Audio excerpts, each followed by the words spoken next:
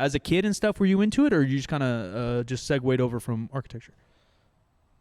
Yeah, no, totally. I was kind of always more on the art side. I think it was that I was in a school that kind of really valued academics, and architecture is definitely the most sort of academic seeming design degree to do. Yeah, you can do it at Cambridge. Not that I got in, but that was kind of the vibe they were going for at my school. So it was just kind of, I think I got naturally ushered down that path before I kind of realized any other way. But yeah, I was always just doodling in class. My main thing would be drawing teachers, just in my notebook, whatever it was, just be drawing the teacher at the front of the class instead of listening to them. I think it all really started for me when one of my brother's friends came back from Japan. I must have been about 8, and I'd never really seen anime or manga before. But they brought back like a bunch of manga, and I just got to like borrow a couple of them, and I got obsessed with the art style of it. It's not even something that I really watch or consume now, and I haven't drawn in that style for probably over a decade, but just trying to imitate all the panels through those things and the artistry of it and the illustration was what completely got me hooked on the art and design route. That's cool. That's cool. I've never watched anime in my life, but everyone loves it. I don't know what the connection is, but there's like this huge anime connection, not only to video gamers, like gaming and anime aren't related in my head at all. Besides, they're both animated, cartoonish, but in my head, like they're so different. And then also there's a huge connection between people who work out and anime. Jim and I have interviewed tons of lifters. It is huge. What is that? And like what, 20%? I don't want to make number. Like they say like, yeah, Dragon Ball Z really motivated me. Like what?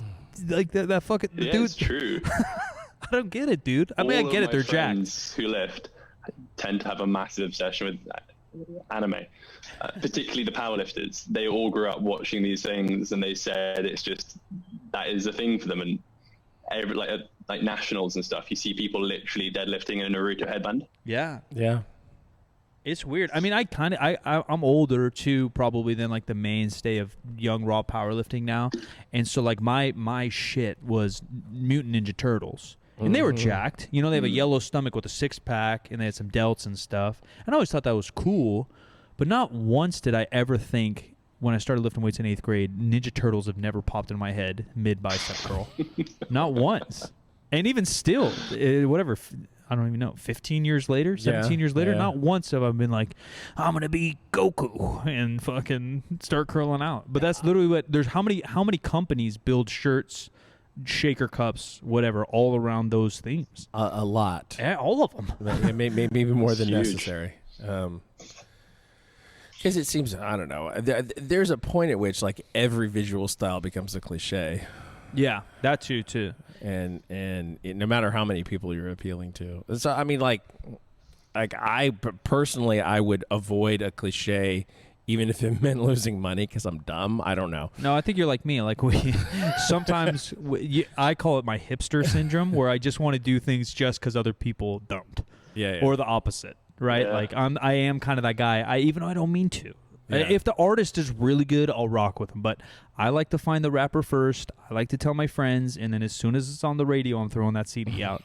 I'm throwing it right in the trash. You're that guy. Yeah, nah, he's not that cool anymore.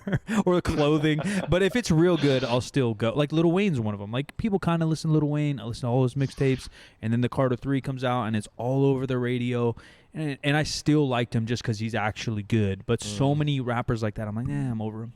Well, and I think that you want to evoke a particular style without like straight out copying it. Yeah. Well, that's the other thing too. With all of it, the anime, the art, which Munby and I and Jim have had many conversations off air about, like being inspired or having references, but not referring to something, or obviously not copying something, right? Because then what's the creation in that, and then what's the true fulfillment in it, other than maybe your bank going up? But that's, trust me, I love money, but that's not what's, again, going back to like what really gets you going, what really keeps you working in the long term, passion wise. I don't think that many people have passion for money.